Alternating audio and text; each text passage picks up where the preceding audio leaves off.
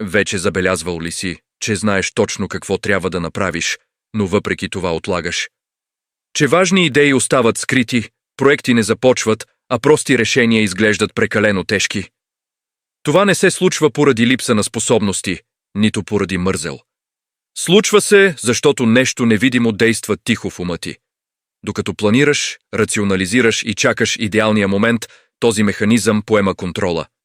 Да разбереш този момент променя всичко, защото точно тук започва разликата между това да действаш и да останеш в плен.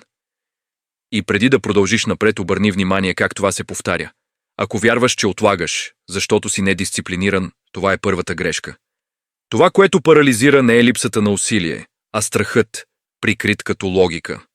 Той се появява като прекомерно планиране, като нужда от още информация, като идеята, че все още не си готов.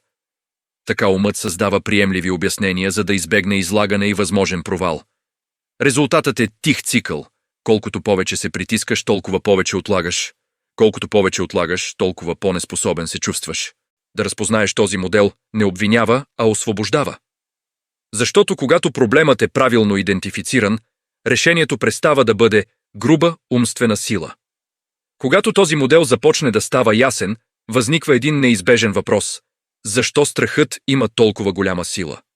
Страхът не е създаден за да те спира, а за да те защитава. Той е автоматичен механизъм, създаден да реагира бързо на реални заплахи. Проблемът е, че той не се е развил със същото темпо като съвременния живот. Днес той реагира на мнения, грешки и оценки така, сякаш са физически опасности. За мозъка излагането, провалът или критиката звучат като риск. И без да осъзнаваш, започваш да избягваш важни решения, само за да поддържаш фалшиво усещане за постоянна сигурност. Точно в този момент нещо се променя тихо. Същият механизъм, който преди е избягвал реални рискове, започва да ограничава важни избори. Страхът престава да защитава и започва да решава вместо теб. Той предлага прекомерна предпазливост, изисква повече гаранции, настоява за пълен контрол. В резултат идеи остават скрити, проекти никога не излизат наяве, а възможности се отлагат безкрайно. На пръв поглед, нищо не изглежда нередно, защото всичко звучи рационално. Но с времето тази постоянна защита се превръща в удобен затвор. Ти оставаш заед, но не напредваш, активен, но в застой. И колкото повече време минава, толкова по-трудно става да различиш предпазливостта от парализата. Така страхът се нормализира. На практика по този начин страхът се проявява в ежедневието на хората, които създават, водят или творят. Имаш идеи, но ги преразглеждаш прекалено много. Започваш проекти, но усещаш, че все още нещо липсва. Забелязваш възможности, но чакаш перфектния момент. Страхът не се появява като паника, а като постоянна самокритика и тиха сравнение с другите. Той те убеждава, че трябва да се подобриш, преди да се изложиш, да научиш още, преди да решиш, да изчакаш още, преди да действаш. Всичко изглежда отговорно, но ефектът е един и същ. Творчески блокаж и непрекъснато отлагане. Постепенно действието става изключение, а планирането се превръща в убежище. И без да забележиш, страхът се настанява като основен съветник, винаги обещаващ сигурност, но никога реален напредък.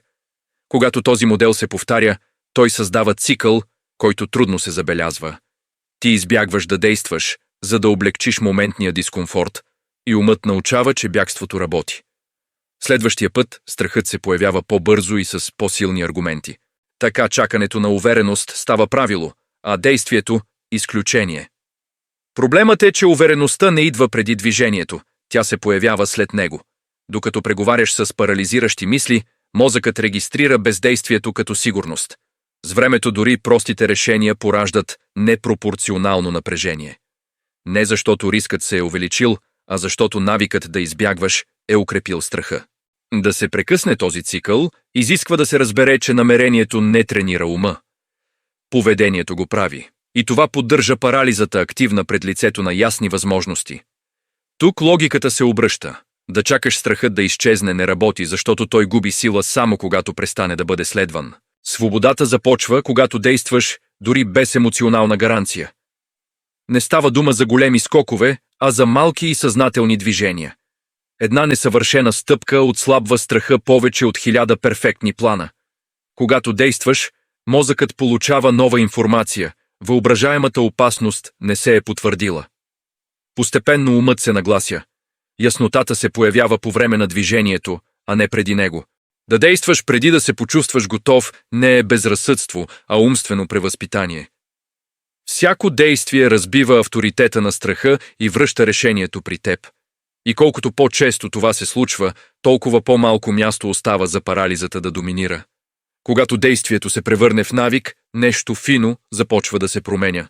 Умът става по-ясен, решенията губят прекомерната си тежест, а креативността тече с по-малко съпротива. Страхът не изчезва, но престава да командва.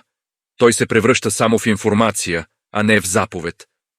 Осъзнаваш, че можеш да напредваш дори с дискомфорт. И това осъзнаване променя вътрешната връзка с важните избори. Увереността се появява като естествена последица от повторното действие. В този момент парализата губи място, а свободата престава да бъде идея и се превръща в реално преживяване.